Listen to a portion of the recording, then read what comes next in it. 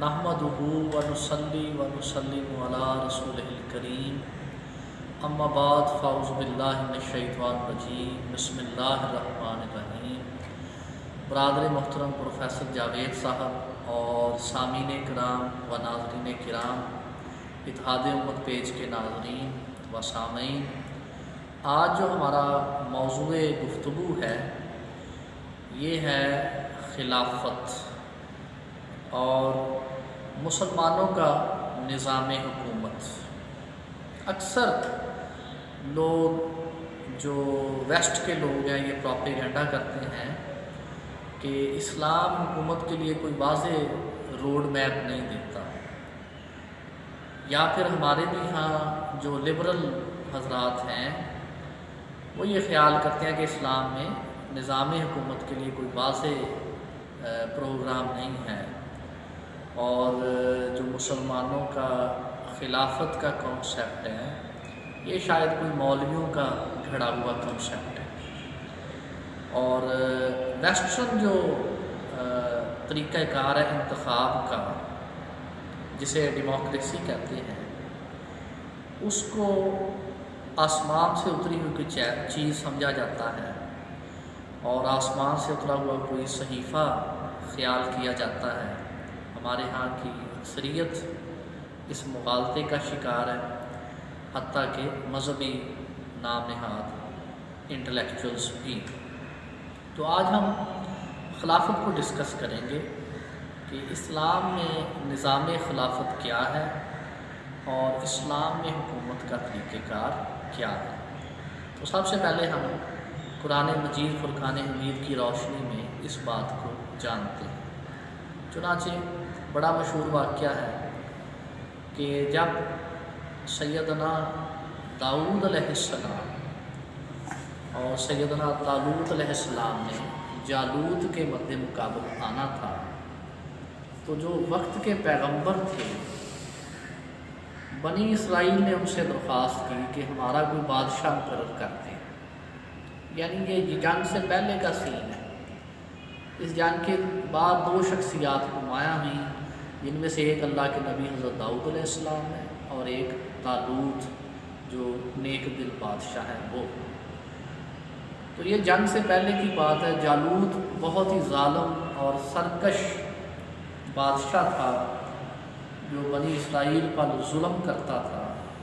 तो बनी इसराइल ने वक्त के पैगंबर से, अल्लाह के नबी से यह दरख्वास्त की कि कोई हमारा बादशाह मुकर्रर कर दें। अब सामीन मोहतरम व नाज़रीन किराम, हमारे यहाँ जो टामक मारी जाती हैं हुकूमत के हवाले से, और ये ख्याल किया जाता है कि जनाब कोई वाज़ेह कॉन्सेप्ट नहीं है इस्लाम में, तो ये जाहलाना और बेसरोपा बातें हैं। कुरान पाक का ये वाक़या इस सारे जो ज़हनी भौंचाल है उसको उड़ा के रख देता है। कुरान पाक में खलीफातुल मुस्लिमीन और आदिल बादशाह के इंतखाब का वाज़ेह तौर पर तरीक़ेकार बताया गया है, जो आज आपके साथ फ़कीर शेयर करना चाहता है। और अल्लाह के फज़ल व करम से, अल्लाह की रहमत से अल्लाह ताला ने ये बात समझाई है कि जब अल्लाह के पैगंबर ने बादशाह जो चुनने की दरख्वास्त थी वो सुनी, तो उन्होंने हज़रत तालूत का इंतखाब किया। अब जब इंतखाब हो गया तो ये पूरा कुरानी वाक़या है, आप तराजम में, आप तफासीर में पढ़ सकते हैं। बग़ैर किसी इख्तिलाफ़ के तमाम मुफस्सिरीन का इस पर इत्तफ़ाक़ है और कुरान पाक के अल्फाज भी हैं। बनी इसराइल ने इस पर ऑब्जेक्ट किया, एतराज़ किया। एतराज़ जो था उसकी सबसे जो बुनियादी बात थी वो ये थी कि आप एक ऐसे शख्स को हमारा बादशाह मुंतखब कर रहे हैं जिसके पास माल ही नहीं है। यानी इससे ये भी बात वाज़ेह होती है कि इंसानियत शुरू से ही, इंसानों की अक्सरियत ये ख्याल करती है कि जो मालदार शख्स होता है उसे कौम का अमीर होना चाहिए। और बदकिस्मती से हमारे यहाँ पूरी दुनिया में ऐसा ही है। आपने अगर इलेक्शन कॉन्टेस्ट करना है تو آپ کے پاس اگر مال نہیں ہے تو آپ الیکشن کانٹیسٹ نہیں کر سکتے، آپ کے پاس سرمایہ ہونا ضروری ہے۔ تو بہرحال اللہ کے نبی کے اس انتخاب پر جب آبجیکٹ کیا گیا، اعتراض کیا گیا، تو اللہ کے نبی علیہ السلام نے قرآن کی زبان میں جو جواب دیا وہ بڑا خوبصورت ہے، اور وہ طریقہ واضح کرتا ہے۔ خلیفہ کی جو ایلیجیبلٹی کرائیٹیریا ہے پوری امت کے لیے وہ واضح کرتا ہے۔ انہوں نے ارشاد فرمایا کہ وہ مال میں تو زیادہ نہیں ہے، لیکن دو چیزوں میں تم پر سبقت رکھتا ہے، ایک فرمایا علم میں اور دوسرا فرمایا جسم میں۔ گویا خلیفۃ المسلمین کا تقرر قرآن پاک کی روشنی میں اس کا جو ایلیجیبلٹی کرائیٹیریا ہے وہ دو باتیں ہیں۔ ایک یہ دیکھا جائے کہ صاحب علم شخص کون ہے، اور دوسرا یہ دیکھا جائے کہ وہ شخص ڈرپوک نہ ہو، اغیار کے سامنے بھیک مانگنے والا نہ ہو، ایسا شخص نہ ہو جس کی اغیار کے سامنے ٹانگیں کانپیں، بلکہ وہ مضبوط اعصاب کا بہادر شخص ہونا چاہیے۔ تو قرآن نے خلیفۃ المسلمین کے انتخاب کا یہ طریقہ بتایا ہے۔ اور پھر اگلی بات بڑی آسان ہے اور واضح، آپ نے سن رکھی ہے کہ جب حضرت طالوت کا انتخاب ہو گیا تو پھر انہوں نے بڑی کمال فراست کے ساتھ اپنے لشکر کو اتنے بڑے لشکر سے جب لڑوایا، اور ایمان کی قوت سے اس چھوٹے سے لشکر نے بہت بڑے لشکر کو شکست دے دی، اور حضرت داؤد علیہ السلام نے جالوت کو قتل کر دیا۔ تو اس قرآنی واقعے سے پتہ چلتا ہے کہ جب مسلمانوں کو خلیفہ کا انتخاب کرنا ہو، اپنے لیے کوئی سربراہ مملکت چننا ہو، تو دو چیزیں دیکھنی چاہیے۔ نمبر ایک علم دیکھنا چاہیے کہ کیا یہ شخص صاحب علم ہے یا نہیں، اور نمبر دو وہ شخص مضبوط اعصاب کا مالک ہونا چاہیے، وہ بہادر ہونا چاہیے، اس کا ظاہری اور باطنی طور پر جو اس کی اسٹرینتھ ہے فزیکلی اور سائیکالوجیکلی وہ بہتر ہونی چاہیے۔ ایسا شخص اہل ہے مسلمانوں کا امیر بننے کا، سردار بننے کا۔ تو یہ تو قرآن پاک سے واضح ہے۔ اب جو ہمارے مسلمانوں میں خلافت راشدہ حضور علیہ السلام کے وصال اقدس کے بعد جو خلافت راشدہ کا سلسلہ شروع ہوا، اور حضور علیہ السلام کی حدیث مبارکہ کے مطابق یہ 30 برس تک جاری رہا، جن میں خلیفہ اول سیدنا ابوبکر صدیق رضی اللہ تعالیٰ، خلیفہ دوم سیدنا عمر فاروق رضی اللہ تعالیٰ، خلیفہ سوم سیدنا عثمان بن عفان رضی اللہ تعالیٰ، خلیفہ چہارم سیدنا علی المرتضیٰ کرم اللہ وجہ الکریم، اور خلیفہ پنجم سیدنا امام حسن المجتبیٰ علیہ السلام۔ یہ خلفائے راشدین ہیں اسلام کے ابتدائی دور میں۔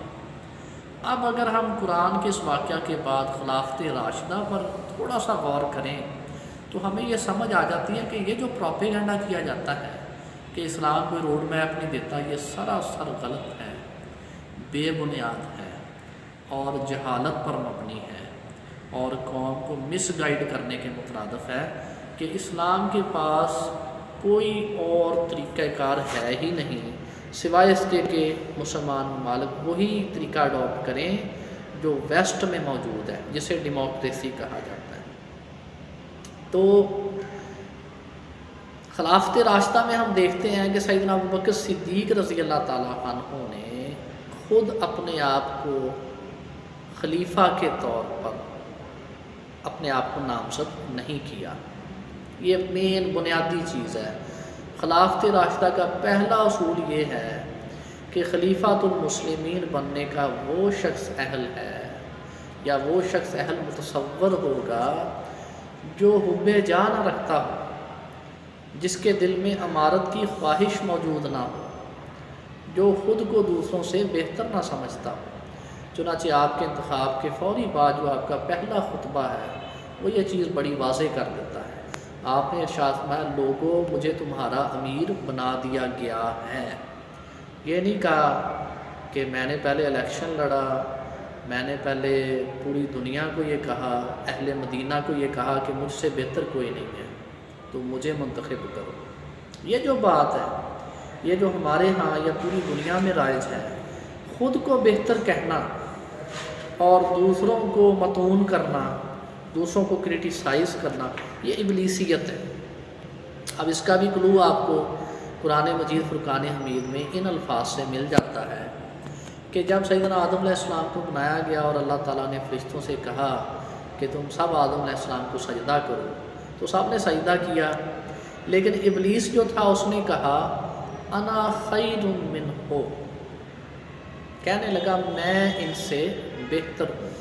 اگر آپ یہ الفاظ ذہن میں رکھ لیں جو عربک الفاظ ہیں قرآن پاک کے، انا خیر منہ، تو اگر غور کریں تو ایگزیکٹلی یہی الفاظ ہر کینڈیڈیٹ، وزارت عظمیٰ کا ہر امیدوار سٹیج پر کھڑا ہو کر یہی دہراتا ہے کہ انا خیر منہ، میں، بلکہ وہ ابلیس نے تو ایک سے حضرت آدم علیہ السلام سے مقابلہ کیا تھا، یہ شخص تو کہتا ہے کہ میں سب سے بہتر ہوں، میں فلاں سے بھی بہتر ہوں، میں فلاں سے بھی بہتر ہوں، اور پوری قوم میں مجھ سے زیادہ بہتر کوئی نہیں ہے۔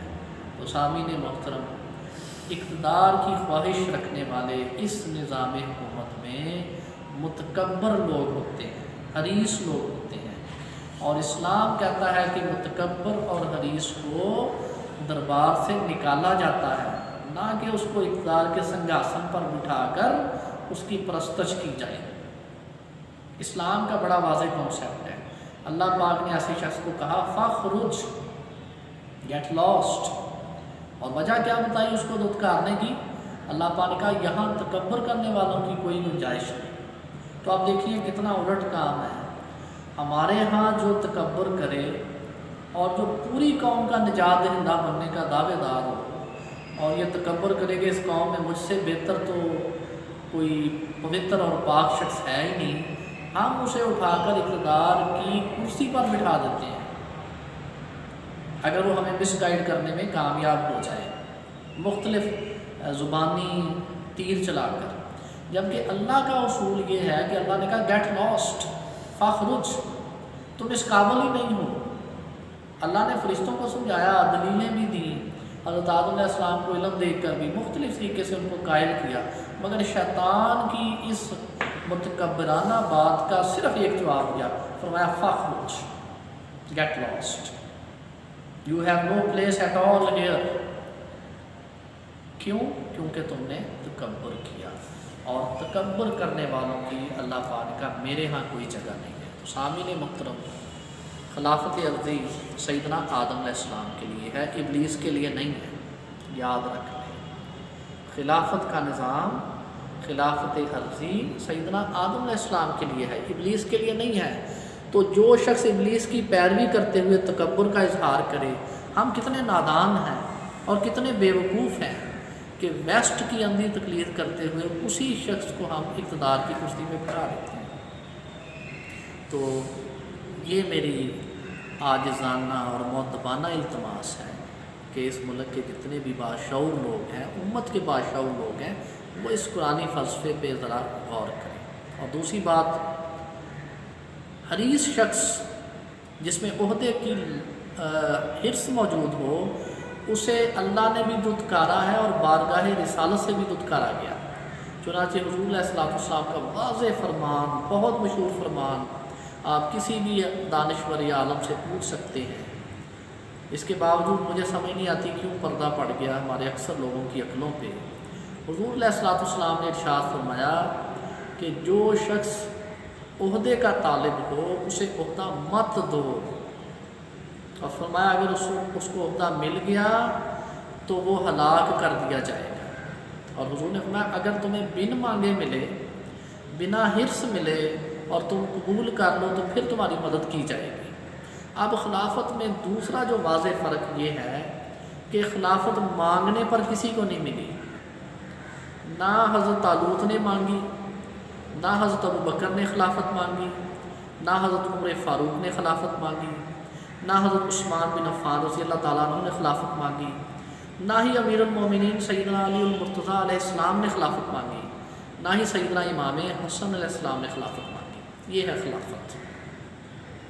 ان مقدس اور پاک باز ہستیوں نے خلافت کا سوال نہیں کیا، بلکہ سیدنا علی المرتضیٰ علیہ السلام کے پاس جب سب اہل مدینہ اکٹھے ہو کر آئے تو آپ نے کہا نہیں، کسی اور کو امیر بناؤ۔ آپ دیکھیں ڈاکٹر طٰہٰ حسین جو مصری اسکالر ہیں، ان کی ذرا کتاب دیکھیں، سیدنا علی المرتضیٰ علیہ السلام کی سیرت پہ جو انہوں نے کتاب لکھی ہے، اہل مدینہ تمام صحابہ اکٹھے ہو کر امیر المومنین علیہ السلام کے پاس آئے تو آپ نے کہا نہیں، جائیں کسی اور کے پاس، کسی اور کو اپنا خلیفہ بنائیں۔ لیکن جب انہوں نے ضد کی تو پھر آپ نے کہا کہ ٹھیک ہے، مسجد نبوی میں آ جائیں، وہاں بیعت کرتے ہیں۔ تو خلیفۃ المسلمین آج کل کے حکمرانوں کی طرح حریص نہیں ہوتا۔ نمبر 1 ہم نے کیا سیکھا؟ وہ متکبر نہیں ہوتا۔ نمبر 2 وہ حریص نہیں ہوتا، وہ عہدے کا طالب نہیں ہوتا، بلکہ وہ تو اس سے دور بھاگنے والا ہوتا ہے۔ اور بالکل ایگزیکٹلی آل رسول، فرزند رسول سیدنا امام مہدی علیہ السلام آخر پہ ان کی خلافت بھی اسی طریقے سے ہوگی۔ لوگ ان کے پاس آئیں گے اور وہ لوگوں کو دھتکاریں گے، وہ کہیں گے نہیں، میں اس قابل نہیں ہوں۔ اور یہاں کیا ہوتا ہے؟ ہمارے ہاں تو الحمدللہ لوگ کوشش کرتے ہیں، اپنے کان ٹوٹوں کے ذریعے لوگوں کو ڈرایا جاتا ہے، ووٹروں کو خریدا جاتا ہے، پیسہ پانی کی طرح بہایا جاتا ہے، میڈیا پر لفافوں کے ذریعے اپنے اپنے حاشیہ نشین پیدا کیے جاتے ہیں، اور دھن دھونس اور دھاندلی کے ذریعے الیکشن جیتا جاتا ہے۔ مختلف طرح کے ہتھ کنڈے آزما کر تکبر اور حرص کے ساتھ الیکشن کمپین لڑی جاتی ہے، اور مختلف طرح کے گورکھ دھندوں کے ساتھ حکومت بنائی جاتی ہے۔ تو اس کا تو اسلام سے کوئی تعلق نہیں ہے۔ اگر کوئی بدھو اس نظام حکومت کو کہے کہ یہ عین اسلام ہے تو انا للہ و انا الیہ راجعون۔ ایسے مذہبی پیشواؤں اور ایسے ہمارے جو نام نہاد اسکالرز ہیں، ان کی تو پھر وہی بات ہے جو حسن نصار نے کہی تھی ایک بار کہ اللہ تعالیٰ جب کسی سے ناراض ہو تو وہ آسمانوں سے آ کر زمین پر اس کے لاٹھی نہیں مارتا، بلکہ اس کی مت مار دیتا ہے۔ تو یہی کہا جا سکتا ہے کہ دنیا دار کو تو اگر سمجھ نہیں تو ٹھیک ہے، لیکن اگر دیندار طبقہ، نام نہاد ہماری جو مذہبی جماعتیں ہیں، وہ بھی اسی نظام کے گن گائیں اور اسی نظام میں اپنی اسپیس چاہیں، تو یہ کہا جا سکتا ہے کہ یہ اقرار باللسان والے تو ہیں مگر تصدیق بالقلب والے نہیں۔ مراد یہ کہ عملی طور پر منافق لوگ ہیں۔ اسلام کا اتنا خوبصورت نظام خلافت کا چھوڑ کر یہ اپنے لیے اس ویسٹرن فارمولے کے مطابق حصہ مان لیں۔ یہ تو وہی ہے جن کے بارے میں ڈاکٹر اقبال نے کہا تھا، یہی شیخ حرم ہے جو چرا کر کھاتا۔ تو خیر اینی ہاؤ، یہ ایک تو یہ بات ہے کہ خلیفۃ المسلمین متکبر نہیں ہوتا، خلیفۃ المسلمین خود عہدے کا طالب نہیں ہوتا۔ اور بڑی خاص بات پھر قرآن مجید کی طرف رجوع کرتے ہیں۔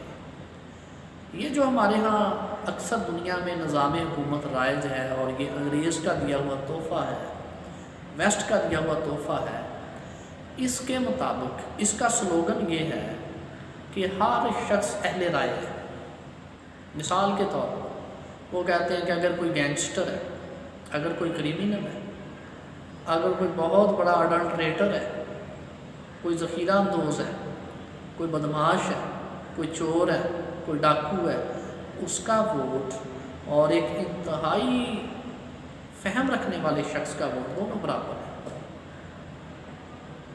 یہ جو جاہل اور عالم کو برابر سمجھنے کی توقع ہے، اس نظام کا سب سے بڑا خاصہ ہے۔ یہ جو ہمارے ہاں رائج ہے یا پوری دنیا کی اکثریت اس کو فالو کرتی ہے، تو اسلام تو اس کو نہیں مانتا۔ قرآن مجید فرقان حمید میں بہت واضح ارشاد باری تعالیٰ ہے، فرمایا گیا کہ کیا جاننے والے اور نہ جاننے والے برابر ہیں؟ تو ایسا تو نہیں ہے۔ جاننے والے اور نہ جاننے والے تو برابر نہیں ہو سکتے، مگر یہ جو فارمولہ ہے گورنمنٹ کا، اس میں یہ ہمیں بتایا جاتا ہے کہ یہ برابر ہے، اس کا ووٹ بھی ایک، اس کا بھی ایک۔ اور اگر قوم میں سپوز کر لیں کہ 2 کروڑ لچے یا 2 کروڑ کہہ لیں کہ کم علم لوگ 2 کروڑ یہ کہہ دیں کہ یہ فلاں شخص اہل ہے حکومت کا، اور کوئی چند ہزار کہیں کہ نہیں یہ تو اس قابل نہیں ہے، یہ شخص اس قابل ہے، تو چند ہزار کو ریجیکٹ کر دیا جائے گا اور 2 کروڑ کی مان لی جائے گی۔ تو یہ کون سا طریقہ ہے؟ یہ تو جہالت ہے، یہ تو جہالت ہے۔ اگر فرعون کے دور میں الیکشن ہوتا تو فرعون تو جیت جاتا، حضرت موسیٰ علیہ السلام تو اکیلے تھے، شاید وہ جو ایک مومن ہوتا وہی آپ کو ووٹ ڈالتا جس کے دل میں ایمان تھا، تو حضرت موسیٰ علیہ السلام کے ساتھ تو کوئی نہیں تھا۔ نمرود کے دور میں الیکشن ہوتا تو نمرود نے جیت جانا تھا، سیدنا ابراہیم علیہ السلام تو اکیلے تھے، آپ کا تو سگا چچا، اور اس میں بھی اختلاف ہے، بہرحال بعض باپ کہتے ہیں بعض چچا کہتے ہیں، تو آپ کے تو اپنے خونی رشتہ دار آپ کے خلاف تھے۔ اگر نمرود کے دور میں اس طرح کا کوئی سلسلہ ہوتا، حضرت ابراہیم علیہ السلام وہ تو شاید ایک بھی ووٹ نہ پڑتا۔ اسی طرح اسلام نے تو کبھی اکثریت کی بات نہیں کی، اسلام تو 72 کی بات کرتا ہے، اور ادھر 72,000 تھے۔ کربلا میں ایک طرف 72 تھے جانثار اور ایک طرف 72,000 تھے، تو اسلام تو اکثریت کی بات نہیں کرتا۔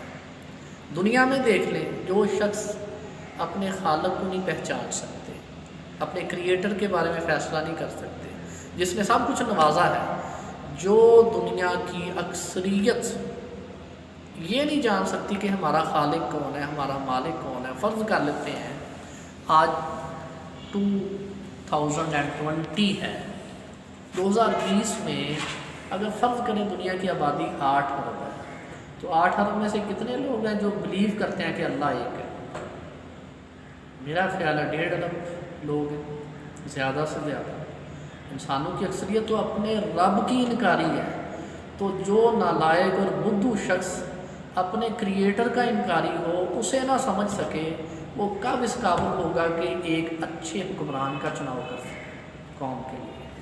جو اتنی سادہ سی بات نہ سمجھ سکے کہ مجھے بھی کسی نے پیدا کیا ہے، I am answerable to someone, I am answerable to اللہ المائٹی۔ جو شخص یہ بھی نہ سمجھ سکے، کیا وہ یہ سمجھ سکتا ہے کہ نظام حکومت چلانے کے لیے اہل کون ہے اور نااہل کون ہے؟ تو یہ جو فارمولہ ہے کہ اندھے اور بینا کو برابر قرار دینا، پھر اسی طرح قرآن پاک میں ہے کیا اندھا اور کیا دیکھنے والا دونوں برابر ہو سکتے ہیں؟ تو نہیں ہو سکتے۔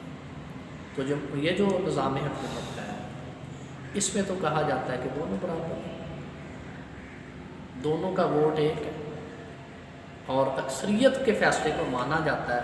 ڈاکٹر اقبال نے کوئی 1 صدی پہلے کہا تھا، جمہوریت ایک طرز حکومت ہے کہ جس میں افراد کو گنا کرتے ہیں، تولا نہیں کرتے، لیکن معذرت کے ساتھ اسلام تو تولنے کی بات کرتا ہے، اسلام تو گنتی میں نہیں پڑتا۔ اگر وہ گنتی کی چکر شروع ہو جائے تو دنیا کے 46 ایسے ملک ہیں جہاں کی اکثریت نے کہا ہومو سیکسولیٹی ہونی چاہیے، تو قانون پاس ہو گیا۔ تو یہ تو غلط بات ہے۔ جس فرد اور جس فعل پر قومیں سنسار کر دی گئیں، قوموں پر پتھروں کی بارش کر دی گئی، بستیوں کی بستیاں الٹ دی گئیں، یہ جو نظام حکومت ہے یہ تو کہتا ہے اگر انسانوں کی اکثریت ہومو سیکسولیٹی کا مطالبہ کرے تو وہ قانون پاس ہونا چاہیے۔ It is according to the constitution, it is the constitutional right of the people of that specific country۔ تو یہ تو سراسر جاہلانہ اور عقل سے عاری باتیں ہیں کہ یہ کہنا کہ ہر انسان اہل رائے ہے۔ تو اسلام جو نظام دیتا ہے، اسلام کا نظام ہے مشاورت کا، اور مشاورت بھی اہل لوگوں سے، سرمایہ داروں سے نہیں، تاجروں سے نہیں، چوروں سے نہیں، ڈاکوؤں سے نہیں، زانیوں سے نہیں، شرابیوں سے نہیں، لوٹ کھسوٹ کرنے والوں سے نہیں، بلکہ اہل بصیرت سے، اہل دانش سے، اہل عقل اور فہم سے، علم رکھنے والوں لوگوں سے جو قوم میں چند ایک ہوتے ہیں، ان سے مشاورت کی جائے کہ اس قوم کا کون سا شخص ایسا ہے جو امیر ہونا چاہیے، اور اسی فارمولے کے مطابق اس کی پوری وہ کیبنٹ ہونی چاہیے، اپنے اپنے شعبے کے اہل لوگ ہونے چاہیے، نہ کہ بدھو اور نالائق لوگ پیسے کے بل بوتے پر، بدماشی کے بل بوتے پر اہل ہو کے پہنچ جائیں اسمبلیوں میں، اور پھر قوم کا جو حشر نشر کریں وہ ہم دیکھ رہے ہیں۔ اس نظام کی ذرا جو لوگ بہت زیادہ اس نظام کی تعریف کرتے ہیں وہ ذرا غور کریں، اس نظام کی ذرا کہہ لیں کہ اس نظام کا ذرا چارم دیکھیں۔ یہ انورٹڈ کاماز میں ہے یہ بات چارم، کہ امریکہ میں ڈونلڈ ٹرمپ کی حکومت ہے اور ہمارے انڈیا میں نریندر مودی کی حکومت ہے، اسی نظام کی وجہ سے۔ تو یہ کون سا نظام ہے؟ اسلام ایسے نظام کو نہیں مانتا جو کسی بدھو اور نالائق شخص کو اقتدار کے سنگاسن پر پہنچا دے۔ اسلام اس کو نہیں مانتا۔ اسلام اکثریت کی بات نہیں کرتا، اسلام تھوڑے مخلصین کی بات کرتا ہے۔ اسلام تو قرآن پاک میں تو بارہا جگہ پہ ارشاد ہے کہ شیطان نے کہا کہ میں اکثر لوگوں کو گمراہ کر لوں گا۔ اکثر لوگ نفس کے ہاتھوں، شیطان کے ہاتھوں اور کمزوریوں کی وجہ سے شیطان کی پیروی کرتے ہیں، اور رحمان کے بندے تو تھوڑے ہوتے ہیں۔ تو یہ جو فارمولہ ہے کہ سب کو اہل رائے سمجھنا، یہ ٹوٹلی غلط اور جاہلانہ بات ہے، اور اسی وجہ سے کرپٹ سے کرپٹ لوگ اور بد سے بدتر لوگ آتے ہیں، اور جن ممالک کی مثال دی جاتی ہے ان ممالک میں جو حشر نشر کیا ہے اس نظام نے وہ بھی ذرا دیکھیں وہاں کیا ہو رہا ہے۔ ہر 1 منٹ کے بعد ایک ریپ، آج سے کئی سال پہلے میں نے پڑھا تھا ایک اخباری رپورٹ میں، نیو یارک میں ہوتا ہے جو اہل دنیا کا قبلہ ہے، ہر 1 منٹ کے بعد ایک ریپ، اور یہ بھی آج سے کئی سال پہلے کی بات ہے، ڈونلڈ ٹرمپ کے زمانے کی بات نہیں ہے۔ اب تو کیا حال ہوگا ہم نہیں جانتے، اور ہر 1 منٹ کے بعد ایک قتل۔ That's what we have been told about New York, which is the capital of America, United States of America. یہ کنڈیشن ہے۔ تو ان ممالک نے اور ان حکومتوں کے نظام نے وہاں کے عوام کو دیا کیا ہے؟ جانوروں جیسی زندگی، مادر پدر آزاد زندگی، سگے باپ کا کسی کو علم نہیں ہے، ماں بہن بیٹی بیوی کوئی تمیز نہیں ہے، بالکل جو کھاتے ہیں اسی طرح کی زندگی گزارتے ہیں، مکینیکل سی لائف، مشینی زندگی۔ تو کیا اس طرح کا ہمارے لوگ، ہمارے مسلمان اس طرح کا نظام چاہتے ہیں جو فائنلی ان کو بھی ادھر ہی لے جائے؟ معذرت، تو اسلام تو اس کو کنڈیم کرتا ہے، کریٹیسائز کرتے ہیں بٹرلی۔ اسلام میں تو اس کا کوئی تصور نہیں ہے۔ اور پھر اس کے بعد جیسے ہی سیدنا ابوبکر صدیق رضی اللہ عنہ خلیفہ بنے اور پہلے دینی خلافت کے بعد بازار کا رخ کرنے لگے، تو حضرت عمر فاروق رضی اللہ عنہ نے ہاتھ پکڑ لیا۔ آپ نے کہا نہیں، آپ بازار کو بھول جائیں، اب آپ مسلمانوں کے خلیفہ ہیں، آپ بازار کا دھندا بھول جائیں، کاروبار بھول جائیں، حالانکہ آپ بہت اچھے تاجر تھے اور آپ کے مال کی وجہ سے اسلام کی بڑی خدمت ہوئی ہے۔ حضور علیہ السلام کی خدمت میں آپ نے بہت مال پیش کیا ہے، اور حضور علیہ السلام کا ارشاد پاک ہے کہ جتنا مجھے ابوبکر کے مال نے فائدہ دیا اتنا کسی کے مال نے نہیں دیا۔ تو سیدنا ابوبکر صدیق رضی اللہ عنہ خلیفۃ المسلمین بننے کے بعد بازار نہیں گئے as a trader, as a business man. اور ہمارے ہاں کیا ہو رہا ہے؟ لوگ اقتدار میں آ کر بزنس امپائر بنا لیتے ہیں۔ دنیا کے کوئی ملک ایسا نہیں ہوتا جہاں ان کے بزنس کے کھاتے نہ ہوں، جہاں ان کی بزنس امپائر نہ پہنچے۔ تو اسلام تو اس طرح کی نظام حکومت کو نہیں مانتا جس میں بہت اچھا ملک جس کی آپ مثال دیں گے، وہاں بھی یہودیوں کے سرمایے سے الیکشن لڑے جاتے ہیں، سرمایہ کاری ہوتی ہے، اور جس سرمایہ کاری سے بندہ اقتدار میں آتا ہے پھر انہیں کی وہ فیور کرتا ہے۔ تو اسلام تو ایسے نظام کو نہیں مانتا جس کے شروع میں بھی سرمایہ ہو اور بعد میں بھی وہ بندہ سرمایہ ڈبل سے ٹرپل اور اس سے زیادہ اثاثے بڑھاتا چلا جائے۔ اسلام اس کو نہیں مانتا۔ اسلام تو یہ کانسیپٹ دیتا ہے کہ حضرت علی کرم اللہ وجہ الکریم خلیفۃ المسلمین تھے اور روکھی سوکھی کھاتے تھے اور لوگوں میں بانٹ دیتے تھے، اور بیت المال میں اپنے مبارک ہاتھوں سے جھاڑو دیتے تھے، اور جب مال آتا تھا تو اس کو اللہ کے راستے میں تقسیم کر دیتے تھے اور غریبوں اور ناداروں میں۔ تو اسلام میں خلافت کا کانسیپٹ یہ ہے۔ اسلام میں متکبر، حریص اور مال کے ذریعے اقتدار تک پہنچنے کی کوئی گنجائش نہیں ہے۔ اسلام صاحب بصیرت کو، صاحب علم کو اقتدار میں دیکھنا چاہتا ہے۔ یہ ہے پیور اسلامی نظام، اور اس کے لیے مسلمانوں کو کوشش کرنی چاہیے، اس کے لیے ہمیں ایفرٹس کرنی چاہیے، اس کے لیے جدوجہد کرنی چاہیے، نہ کہ یہ جو نظام جس نے ہمیشہ ظلم کے بچے دیے، یہ کفر کا نظام بھی ہے، ظلم کا نظام بھی ہے، جس نے ظلم پر ظلم بڑھایا ہے، اور جس نے امیر کو امیر سے امیر تر اور غریب کو غریب سے غریب تر کیا ہے۔ اس نظام پر تین افریج کر ہمیں خلافت کے لیے کوشش کرنی چاہیے، اور یقیناً وقت آخر ہے، خلافت اللہ کا وعدہ ہے۔ سیدنا امام مہدی علیہ السلام کی صورت میں ایک عادل خلیفہ انسانیت کو ملنا ہے، جن کی پوری روئے زمین پر حکومت ہوگی۔ تو اس ضمن میں ہمیں اپنا حصہ ڈالنا چاہیے تاکہ ہمارا بھی ان کے لشکر میں ایک نام ہو۔